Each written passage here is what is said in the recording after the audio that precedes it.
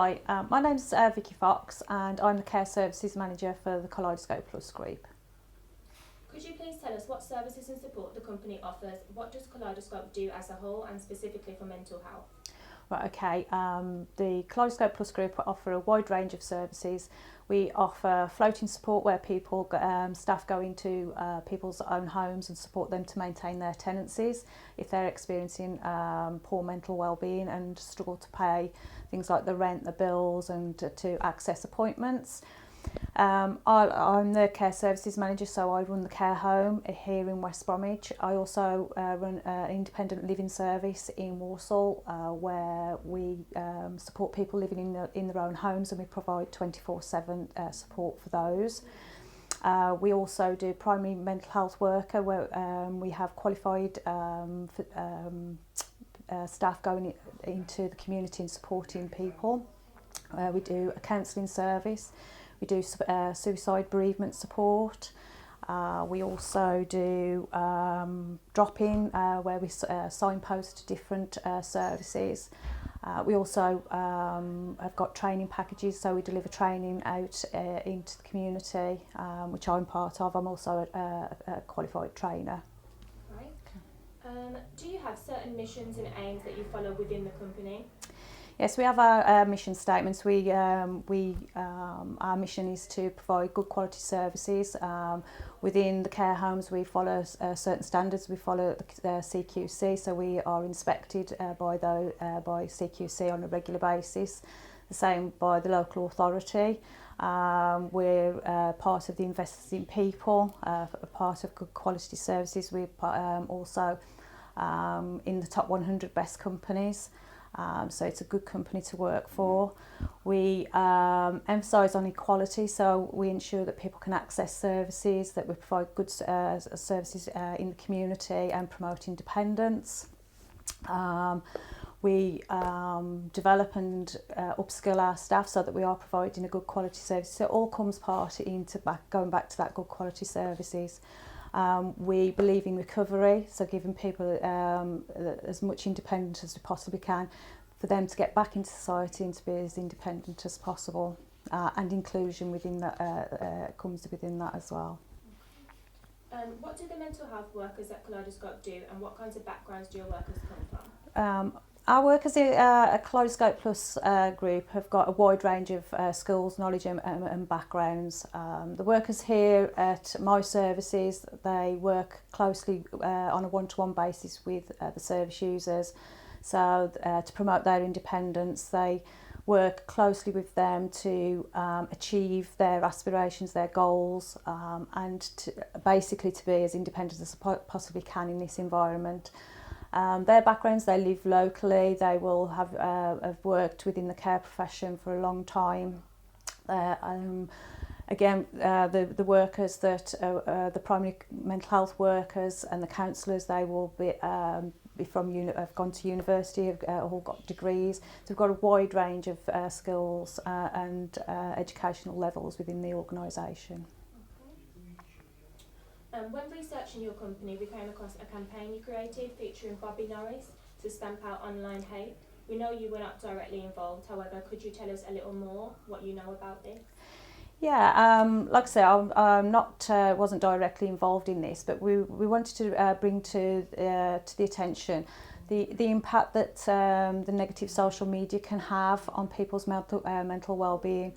Especially for young people, it's the social media is a big factor in their lives, and when they're seeing negativity day in, day out, all the expectations, the impact that can have on young people, even adults, can be huge. And we just wanted to bring to the attention that, you know, this happens and what we can do about it. And I think it was just a good way of making it more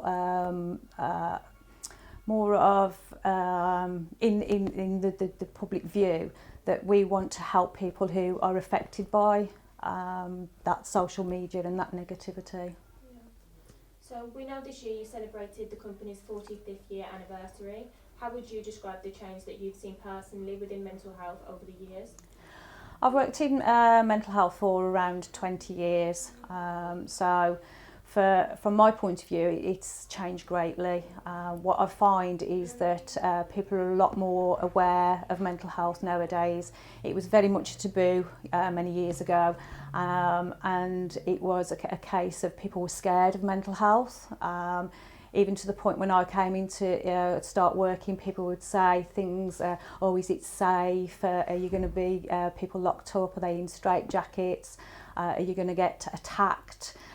So the sort of, again, going back to that social media, so that it was the media who created that emphasis that mental health was dangerous, and that's changed people's awareness of mental health. People are a lot more able to talk about their own mental well-being, and it's acceptable for people to talk about it now, whereas before it was airy-fairy and people didn't talk about anxiety, and it was the taboo with regards to what you got to be depressed about, or anxieties, it's just a little bit of nerves, and that emphasis has changed now, which is huge, and people are getting help. The services are better, although they're not always available, and funding changes and whatnot, but accessibility to services, because the awareness is greater, those services are needed, so they are being accessed a lot more, and I just think that the way our awareness of mental health is going, hopefully within the longer term and the short term, people will be accepted a lot easier, and people will be getting help a lot quicker, so the recovery would be a lot better. Okay, what 3 practices of self-care could you recommend to help improve someone's mental well-being? Right, okay, so give yourself permission to do something good for yourself each day.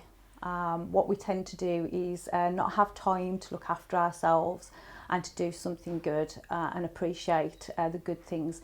So if it's something like, if you like a relaxing bath, watching trashy TV, just doing something good for yourself, and giving yourself permission to do so, and that's a really helpful thing. Mindfulness is a really good practice, that's being in the here and now. So instead of thinking about what's gone on previously or what's to come, it's about thinking about what you're doing now, and being in the here and now. So mindfulness is a really good practice to do.